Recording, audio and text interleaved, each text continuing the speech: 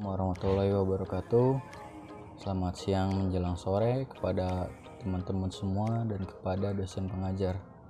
Perkenalkan, nama saya Iqbal Syaiful Rifki Arrosyad, mahasiswa dari kampus Universitas Bung Karno, semester 3, Prodi Ilmu Komunikasi dengan nomor induk mahasiswa 1101190024.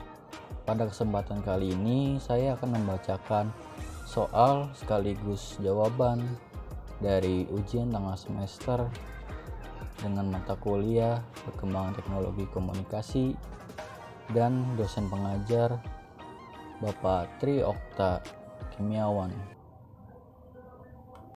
Soal nomor pertama ialah, menurut Everett M. Rogers, pesan yang dibawa teknologi komunikasi bisa mendidik penggunanya untuk melakukan demystifikasi dan menyesuaikan diri dan juga meningkatkan interaksi. Jelaskan. Jawaban nomor pertama terdapat 3 jawaban. Jawaban yang pertama ialah melakukan demystifikasi dalam pesan yang dibawa perkembangan teknologi komunikasi bisa mendidik penggunanya. Maksud mendidik ialah melalui demystifikasi, kita dapat bisa memilih sendiri informasi apa sekiranya yang sesuai dengan keinginan mereka. Seperti contoh, jika terdapat acara televisi yang menayangkan adegan kekerasan, apalagi di zaman milenial ini sendiri, banyaknya kasus anak-anak meniru adegan kekerasan kepada temannya sendiri, yang dimana mereka mencontoh dari adegan televisi yang mereka tonton. Alangkah baiknya jika kita sebagai orang tua atau teman kerabat, jika ada anak kecil menonton televisi, setidaknya kita harus membantu mereka dengan cara memilih acara televisi yang sesuai dengan umur yang sudah tertera. Yang kedua, menyesuaikan diri dalam pesan yang dibawa perkembangan teknologi komunikasi bisa mendidik penggunanya.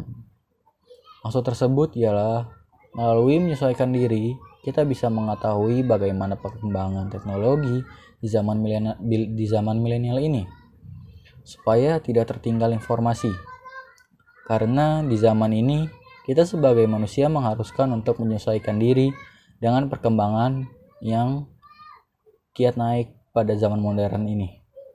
Baik dengan cara menyesuaikan diri dengan berbagai standarisasi, baik seperti mulai dari petunjuk teknis pemakaian, pengiriman pesan, nilai-nilai kemanusiaan, hingga makna pesan. Lalu, jawaban yang terakhir, meningkatkan interaksi dalam pesan yang dibawa melalui perkembangan teknologi bisa mendidik penggunanya. Maksud mendidik ialah dengan penguasaan interaksi, seseorang bisa berhubungan dengan individu di daerah maupun negara lain secara cepat dan praktis, maupun menyalurkan aspirasi dan ekspresi yang pada gilirannya menjadikan mereka akrab satu sama lain, dan juga dapat mengakses hasil-hasil kebudayaan yang muncul di berbagai daerah atau di berbagai negara. Kedua ialah Alvin Toffler membagi perkembangan peradaban manusia dengan teknologinya menjadi 3 bagian. Gelombang pertama disebut fase pertanian, gelombang kedua disebut fase industri, gelombang ketiga disebut fase pasca industri. Jelaskan 3 gelombang tersebut. Baik, gelombang pertama muncul pada 7.000 sampai 8.000 sebelum Masehi. Adalah fase di mana ada perubahan cara hidup manusia dengan bercocok tanam.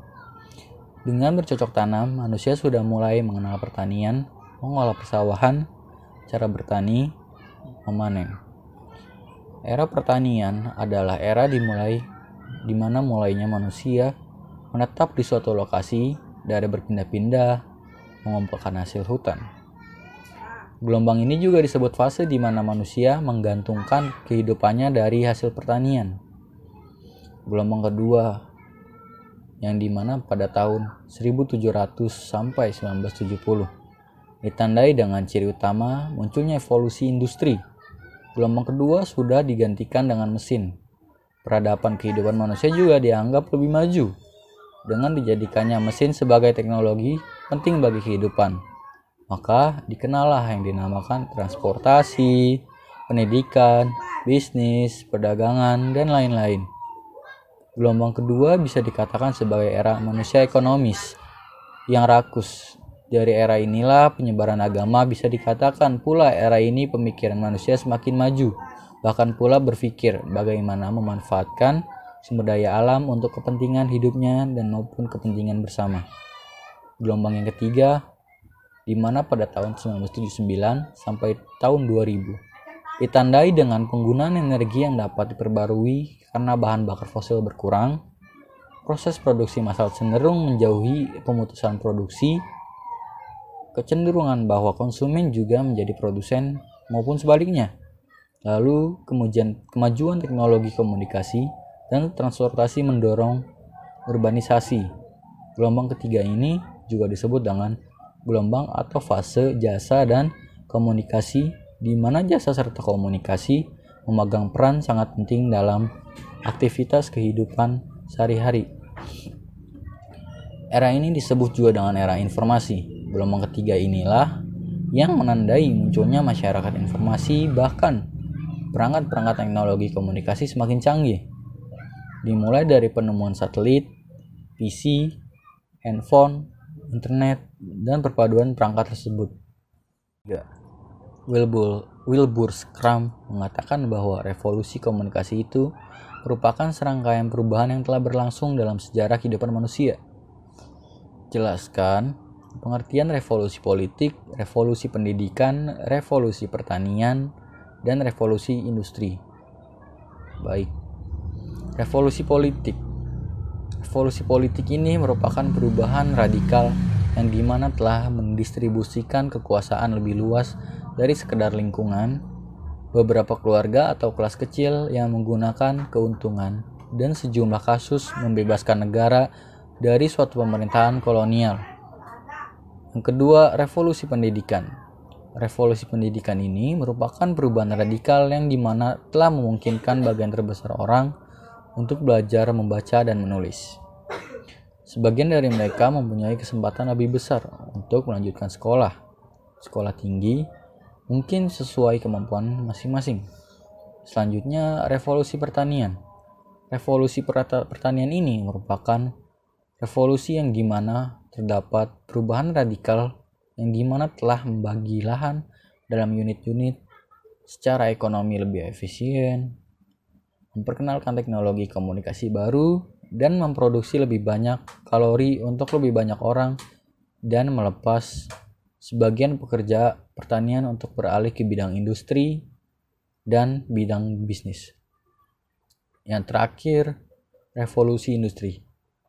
Revolusi industri ini merupakan perubahan radikal yang dimana telah mengganti bidang pekerjaan manual yang dilakukan manusia, termasuk sumber-sumber energinya, sehingga ia bisa mempercepat produksi dengan penggunaan mesin dan menciptakan segalanya lebih cepat dalam komunikasi jarak jauh.